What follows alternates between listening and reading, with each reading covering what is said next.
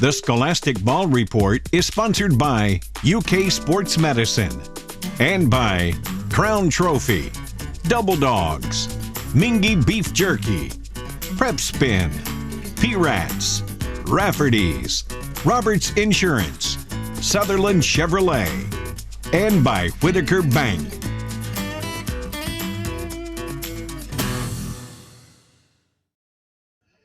Hello, I'm Gary Ball. Welcome to the Scholastic Ball Report. We've got a great show for you this week. As always, we have a feature from WKYT from around the state of Kentucky. Crown Trophy Scholar Athletes of the Week are the bowling team members from Bourbon County High School. Another segment of the Roberts Insurance Special Guest of the Week, it's Brian Milam, Sports Director at WKYT. UK Sports Medicine Healthcare, Cameron Gray is in. From Nicholasville, we have another Southerland Chevrolet Drive of the Week with some great sports action. We know what you want. You want the best highlights in the state of Kentucky. We got them with Game Time with Brian Milam, Lee K. Howard, and Alex Walker. In Lexington tonight, Scott County at Henry Clay. The Blue Devils coming off a thrilling buzzer beater against Woodford County. And again, Henry Clay plays Sarah Smile for the opponents during intros. I like it. I also like his flow. I also like his flow. Oh, that's serious. That's solid. The Blue Devils get going inside. Brendan Wicker from close range. Wicker had 10. Then Scott County starts to heat up a little bit. J.Z. Middleton spins away from trouble, flashes the mid-range game, 2 of his team high 18. Timmy Glenn says, let's adjust the mask and adjust the gameplay. Give it to Isaiah Hayes, Mr. Salad himself from 22 feet out. Put some bacon bits on that thing. Daniel Brown not amused. He says we need A.Z. Blackwell, and what a night he had. Give him 3 and give him 24 on the evening. Henry Clay is now 19-3. They win at 56-49.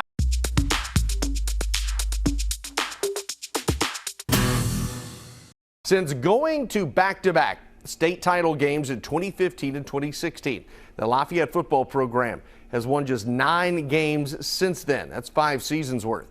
But there's a renewed optimism today around the Generals program with the announcement of new head coach Ethan Atchley. You remember him? Comes to Lexington from Bullitt East, where he'd been for 3 years. Prior to that, he was leading LCA for 5 seasons. He also spent a year as an assistant on the Lafayette staff. But we're going to play fast offensively, and we're going to score a lot of points because that's ultimately what these kids get really, really excited about today. It's what they see. It's what the NFL's now really, work to kind of adopt. You still got to play defense. Don't get me wrong, but I've been asked many times before, you want to distribute the ball to a bunch of kids or hand it to one kid all the time. And in today's world, we're going to do the best we can to play as many kids that deserve to play. When he was at LCA, he had the slogan, no huddle, no mercy. We'll see what happens at Lafayette.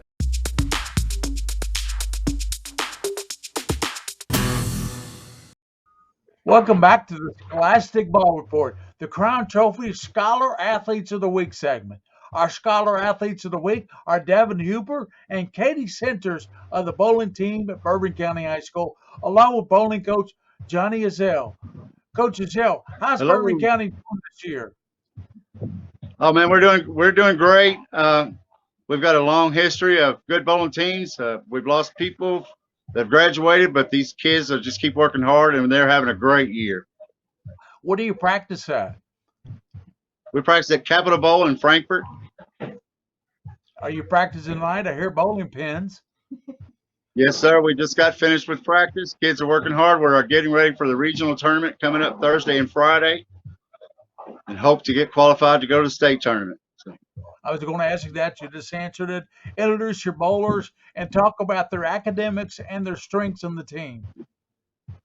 Well, I have Devin Hooper and Katie Centers. Devin is my only senior, and he is, without a doubt, one of the best leaders we've ever had on our team. He calls him my quiet assassin. He's a two-handed bowler, throws the ball with a lot of revolutions.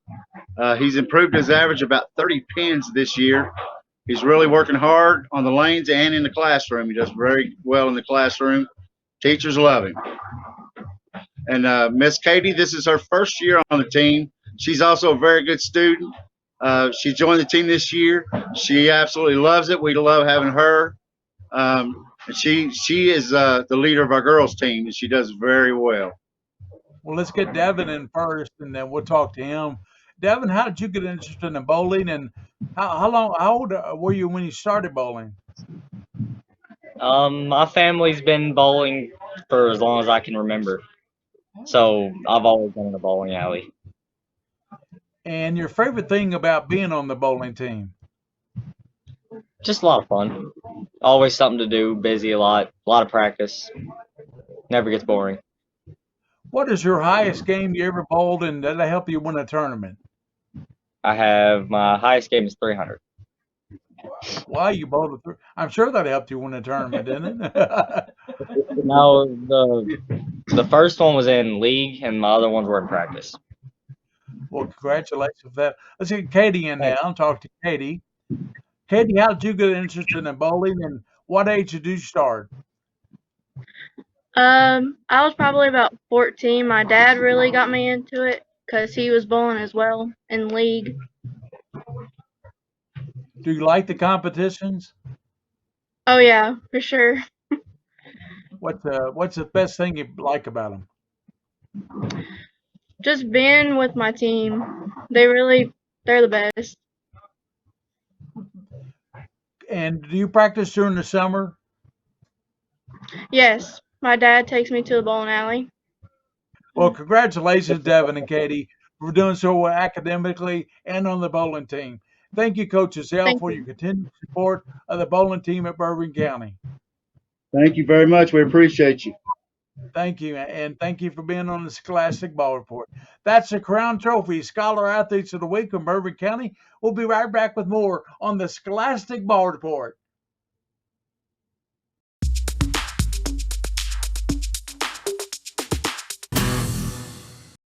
Hello and welcome back to the Scholastic Ball Report as we honor the Roberts Insurance Special Guest of the Week, WKYT Sports Director Brian Milam. Brian, welcome to the show.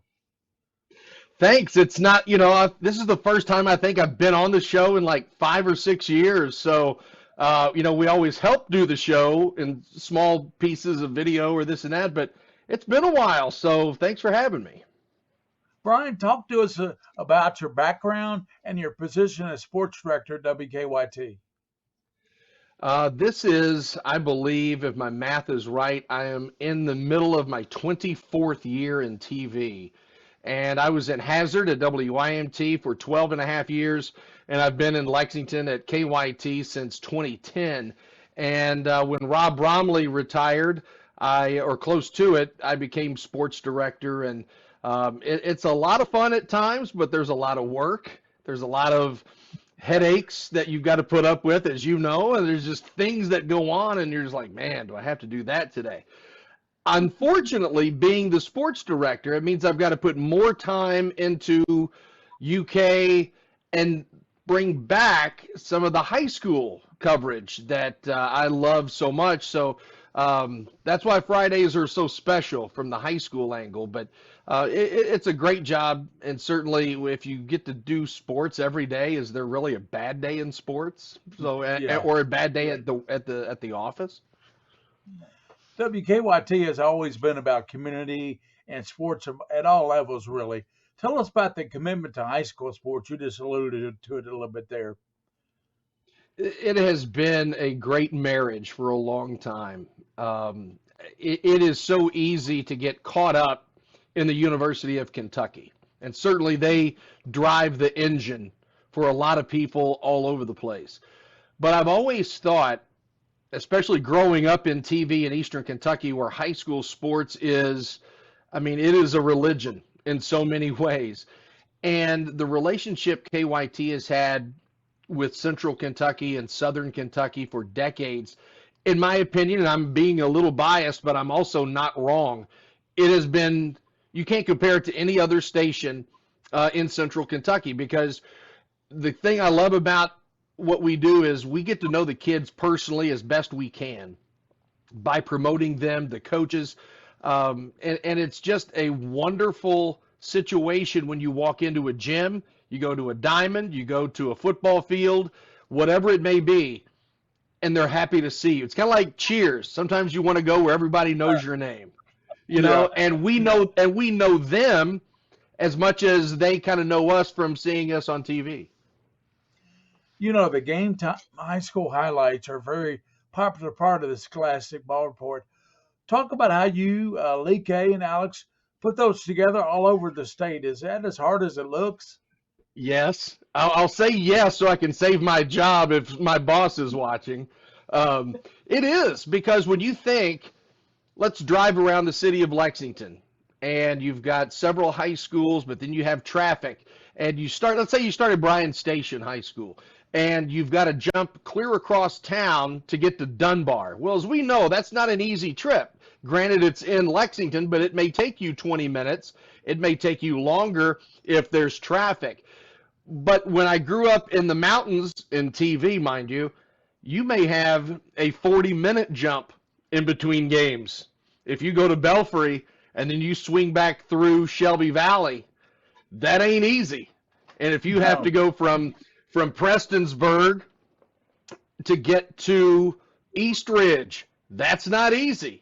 But somehow we make it happen. And I love driving from game to game, especially if I'm in places where there's a big radio commitment, like Boyle County has a great radio presence for their athletics, and you get to channel surf and you get to listen to the different broadcasts. But getting to the station from the game, maybe another game, getting back to the station, and you know the clock is ticking. As soon as you get in, you're like, okay, we've got 46 minutes before we hit the air. You got this, and this. Who's got the score from that ball game? Gary, did you get it? Hey, Bridget, did you get the score from the Bryan Station Lafayette game? Get on the phone, get a hold of somebody right now. I mean, it is all over the place, but it's a lot of fun, and it's a serious addiction on Fridays because, you know, the time is ticking. You've got to get the stuff done. And it's an adrenaline rush. How has COVID-19 impacted your coverage of sports events at all levels? Well, last year was certainly tough. You know, when 2020 rolled around, March of 2020, and Commissioner Tackett says we've got to cancel the rest of the state tournament. I mean, that was just a blow to the gut. You know, it's just, gosh, what are we going to do? And then you sit there and think about all of the games that get postponed, get canceled. God forbid a coach or a student gets ill with COVID and gets really sick or, you know, passes away, kind of like Jim Matney. It just weighs on you a little bit. And it did change a lot of things. Yeah. Coach Matney was an angel of a gentleman. He was great. And a great coach. I just talked to him a couple of weeks before he passed. Yeah, that was and you know, but and that cloud, you think of Coach Scroggins, who also had it, and he met a similar fate, and it just weighs on you mentally, you know, and then when you get to the game and you've got to wear the mask, and you see that it's a problem that's not going to go away anytime soon, and there's no one way to fix it. We live in a world where things get fixed immediately. Well, this hasn't, and it's now, almost 2 years since we really started to see the manifestation of this thing. And it did alter our sports coverage a little bit because, hey, we don't know if we can't get on the floor. We have to shoot from up top. You go to a Montgomery County George Rogers Clark game, they've got 4,500 people in there. And then the next time you go, they've got 450 people in there. And those two schools don't like one another, and they want to play. And I think it's also affected the psyche of the fans and some of the kids a little bit because they're maybe afraid to go to the games or have found other opportunities during this to do something else. But it's affected everybody all the way around, especially us in TV. Well, thank you very much, Brian, for your excellent features and coverage of high school sports at WKYT and just being a big part of the Scholastic Ball Report.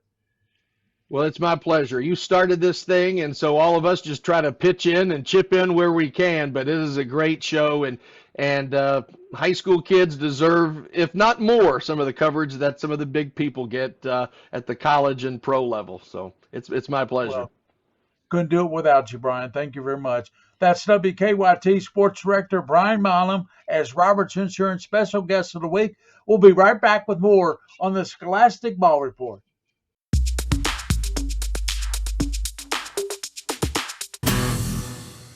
Our Southerland Chevrolet Drive of the Week takes us to the Montgomery County at GRC game in Winchester and check out the 7th grader, Kennedy Stamper.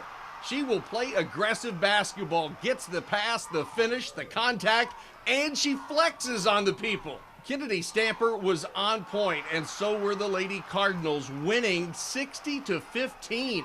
Congratulations to Kennedy Stamper of GRC. You are the Southerland Chevrolet Drive of the Week.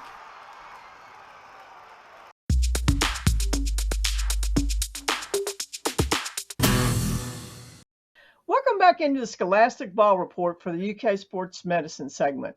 Today we have Cameron Gray, UK Sports Medicine Athletic Trainer and Trainer at Frederick Douglass High School. Welcome into Scholastic Ball Report, Cameron. Hi, thanks for having me on. So today we're going to talk about workouts. First question, athletes work out to build muscles. Why do muscles grow when we work out? So when we work out, we put you put little tiny tears in your muscle each time you work out, and every time you overload a muscle, you basically stress that muscle. Then when you eat protein or you put more fuel into your body, that muscle will repair and slowly grow over time. Gotcha. So you mentioned something about my next question, which is, in order for an optimum workout, tell us about food intake and when we should eat when working out. So obviously you want to have something light before you work out, like some sort of fruit or some sort of like vegetable, like carrots or an apple.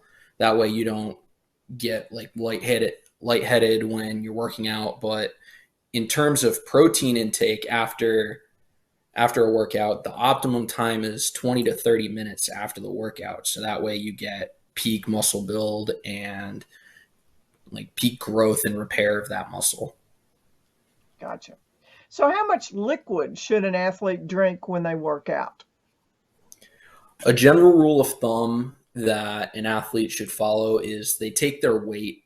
So like for me, I weigh a little above 190, and then you divide that by 2. That number in ounces of water is how much you should be drinking per day. Interesting. Very interesting. So let's talk about you a little bit. If you're working out to build muscle, describe the elements of a typical weight workout from start to finish. So normally I start with light cardio, something quick, 10 to 15 minutes. Then I'll move on to a quick stretching session. So probably about 5 minutes, just hit the muscle groups that I would be working that day. Then from there, I go into my strength training, which normally consists of squat, bench press, deadlift. Those are the big 3 things that I normally work. And then I'll do some auxiliary work, hitting smaller muscles. Like if I'm doing upper body, I'll do just some rotator cuff work or some tricep extensions. And then lower body, I'll do a lot of just auxiliary quad stuff, hamstring stuff. And then from there, I do light cool down and make sure I'm drinking water, and then I'll go have my post-workout meal. So that sounds like probably pretty good advice for anybody doing any type of a weight workout. Well, thank you, Cameron, for that important information on workouts. And thank you for being on the Scholastic Ball Report. Thank you for having me. It's been fun. That's the value of having an athletic trainer on your staff to give good advice on medical treatment and health issues affecting high school sports activities. That's Cameron Gray from UK Sports Medicine and Frederick Douglass High School, keeping us healthy and safe for all high school sports activities. We'll be right back on the Scholastic Ball Report.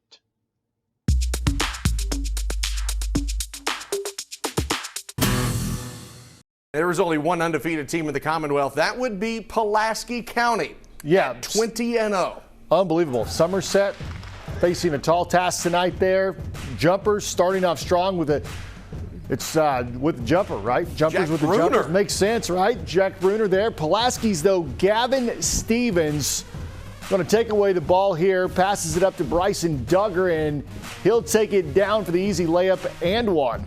Duggar, one of the teams Hoosiers beat, right? Yeah, Maroons come down with the rebounds here. Zach Travis throws the ball to Caden Lancaster. Puts it up to 2, and they'll keep that lead and win the game. Final Pulaski County wins 64-37.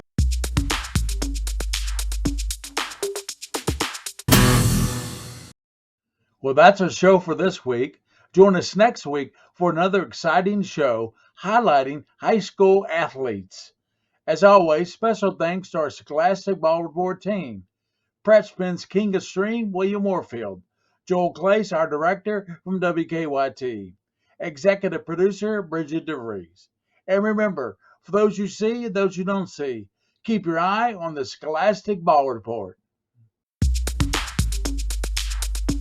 The Scholastic Ball Report was sponsored by UK Sports Medicine and by Crown Trophy, Double Dogs, Mingy Beef Jerky, Prep Spin, P-Rats, Rafferty's, Roberts Insurance, Southerland Chevrolet, and by Whitaker Bank.